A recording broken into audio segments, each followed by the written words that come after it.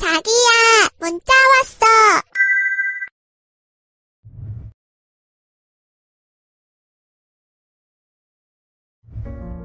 Kembali lagi di channel Zona Santai. Perlu diketahui bahwa ini adalah video spoiler. Oke, sebelum melanjutkan, jangan lupa di subscribe, like, dan komen. Dan bagi yang ingin mengetahui update ceritanya, bisa menekan tombol lonceng yang tersedia agar tidak ketinggalan ceritanya. Master Liu memberi hormat. Maaf Tuan, sudah mengganggu waktu istirahat Anda. Sebenarnya saya kesini untuk meminta bantuan dari Anda. Lalu beberapa saat kemudian, Tetua Li dan Liling juga datang ingin menyambut kedatangan Master Liu. Mereka meminta maaf karena terlambat menyambutnya. Namun, di sini Master Liu langsung memarahi Tetua Li dan Liling karena terganggu dengan kedatangan mereka. Seketika hal itu membuat Tetua Li dan Liling terkejut dan terdiam untuk beberapa saat. Kemudian Master Liu yang marah mengeluarkan sedikit kekuatannya untuk mengusir mereka. Ekspresi ketakutan pun tampak jelas di wajah Tetua Li dan Liling. Karena kedatangan mereka tak diundang, mereka pun ditendang keluar oleh Master Liu. Anjir, bisa sampai salto gitu ya. Dengan jurus teknik langkah 1000, mereka langsung kabur dari amarah Master Liu. Maaf Tuan, saya harap kejadian tadi tidak mengganggu waktu kita. Segera setelah itu, Ayah Yancheng meminta Master Liu untuk mengobrol di dalam rumahnya. Sedangkan Ayah Yancheng akan mengerjakan sesuatu terlebih dahulu. Anakku bisa diandalkan juga ternyata. Merasa sudah tak ada orang lain, Yancheng langsung menanyakan perihal kedatangan Master Liu ke rumahnya. Master Liu pun menjelaskan maksud kedatangannya. Sejujurnya, dalam beberapa hari ke depan akan diadakan promosi asosiasi alkimia kami dan alkimia lainnya yang diadakan setiap 3 tahun sekali. Sekarang kami hanya memiliki 4 formula saja. Jika kami bisa mempromosikan 5 formula, itu pasti akan menguntungkan bagi asosiasi kami. Akan tetapi, kami tidak bisa meracik formula kelima untuk dijadikan barang promosi nanti. Maka dari itu, saya mendatangi Tuan untuk meminta bantuan. Hal itu langsung ditolak oleh Yancheng. Maaf Master Liu, saya tidak ingin terlibat dengan asosiasi. Lagi pula, Anda dan saya memiliki keahlian alkimia yang jauh berbeda. Jadi silahkan Anda pulang saja. Sambil perlahan melangkah pergi, meninggalkan Master Liu. Namun sebelum Yancheng benar-benar pergi, Master Liu segera menghentikannya. Jika Tuan bersedia membantu kami membuatkan formula kelima yang disebut keabadian ini, maka seluruh obat-obatan di dalam asosiasi kami boleh Anda ambil semuanya, ujar Master Liu. Sekedar informasi, karena formula ini dikatakan keabadian, jadi bisa dikatakan bisa membuat orang abadi. Memikirkan keuntungan yang bisa didapatkan, dengan kata lain, Yancheng bisa mengambil obat-obatan gratis untuk mengembangkan kultivasinya. Hal itu bisa menghemat pengeluaran uang Yancheng. Kembali ke Master Liu yang mengatakan, Tuan, sekarang pasti banyak memerlukan sumber daya untuk meningkatkan kultivasi. Jadi kerjasama ini akan sama-sama menguntungkan bagi kita berdua. Sependapat dengan yang dikatakan Master Liu, kemudian Yancheng menyetujui kerjasama tersebut. Jadi, apa yang harus saya lakukan sekarang? Tanya Yancheng. Saya nanti akan meminta Tetua Li untuk menjemput Anda di pagi hari pada Senin depan. Anda bisa kan? Terdiam sesaat, Yanceng mengingat kalau Senin depan ada ujian akhir dan berpikir akan meminta bantuan kepada bocah tua kecil agar dapat mengurus ujiannya. Master Liu yang mengetahui Yanceng sedang memikirkan sesuatu, lalu berkata, "Tuan, apa ada yang salah?" "Tidak, aku ingin menulis sesuatu," jawab Yanceng. Segera Yanceng menulis di selembar kertas, lalu memberikannya kepada Master Liu dan memintanya untuk mengirim surat tersebut kepada Zhang Wu, tetua asosiasi Wuzi. Setelahnya, Master Liu mengakhiri pertemuan malam itu dan pamit untuk kembali ke kediamannya. Cerita berpindah di asosiasi Wuzi. Tetua Zhang yang sedang duduk bersantai didatangi oleh seorang pengawalnya. "Master Zhang, ada kiriman surat Master Liu dari asosiasi alkimia untuk Anda. Beliau bilang jika surat ini harus secepatnya diberikan kepada Anda." "Tunggu, apakah surat ini isi di dalamnya sangat penting?" Tetua Zhang berpikir bahwa isi suratnya adalah sebuah permintaan yang besar, seperti membunuh naga dan meruntuhkan suatu negara. Namun, ketika menerima surat itu dan lalu membacanya, itu ternyata surat dari Yanceng. "Hei, hidung kecil, aku meminta bantuan untuk mengurus cuti sekolahku Senin depan. Kuharap kamu secepatnya melaksanakan perintahku." Ya, seperti yang kalian lihat, seketika tubuh tetua Zhang bergetar santuy. Dengan segera, Master Zhang memerintahkan pengawalnya untuk segera pergi ke Akademi Tianxing untuk memberitahu kepala sekolahnya jika murid yang bernama Yanceng meminta cuti Senin depan. Pengawalnya pun tampak kebingungan mendengar perintahnya. Namun dengan nada serius tetua Zhang mengatakan, jika masalah ini tidak dilaksanakan dengan baik, maka kepala sekolah akan segera diganti dengan orang baru. Di sisi lain, kepala sekolah sedang bermain petak umpet dengan wanita yang memiliki buah kenyal besar. "Awas lo, kalau tertangkap Om Remas lo. Untung bukan komik haram ya." Oke, lanjut.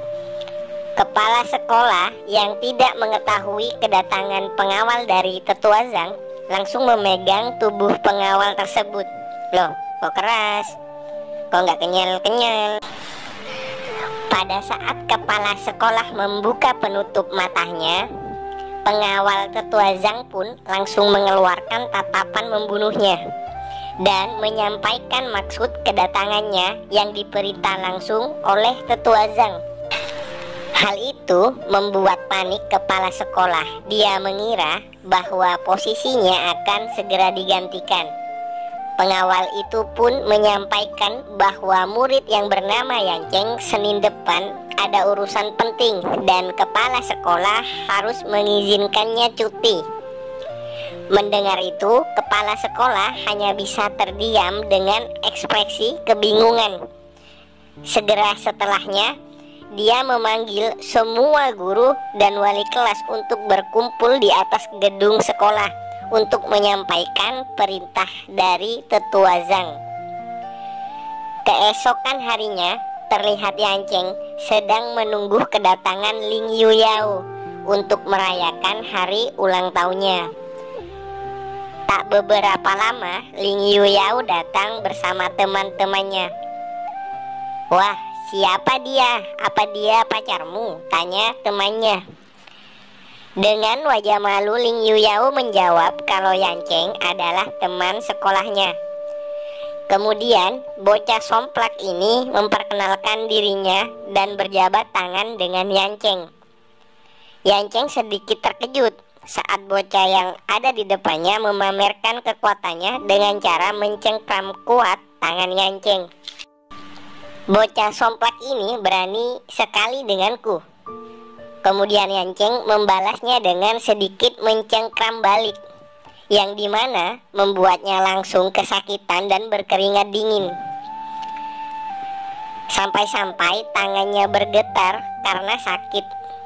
Ling Yuyao yang mengetahui jabat tangan tersebut belum selesai, langsung menyuruh mereka berdua berhenti agar segera masuk ke dalam rumah makan. Akibatnya, tangan bocah somplak itu kesakitan dan menangis dalam hati. Sebelum masuk, Yanceng sempat berpikir jika rumah makan tersebut adalah tempat yang mewah. Pastinya uangnya yang dibutuhkan untuk masuk sangat banyak. Aku takut uangku tak cukup, ujar Yanceng. Dalam acara itu, mereka saling bertanya dan memperkenalkan keluarga masing-masing. Di sini, Yanceng hanya bisa tersenyum mengetahui teman-teman Ling Yuyao berasal dari kalangan bangsawan. Tiba giliran Yanceng memperkenalkan diri jika dirinya berasal dari keluarga Yang. Maksudnya Yang nama keluarga Yanceng ya, Yang. Dan itu hanya keluarga biasa. Teman-teman Ling Yuyao pun terkejut mengetahui Yanceng yang hanya dari keluarga biasa.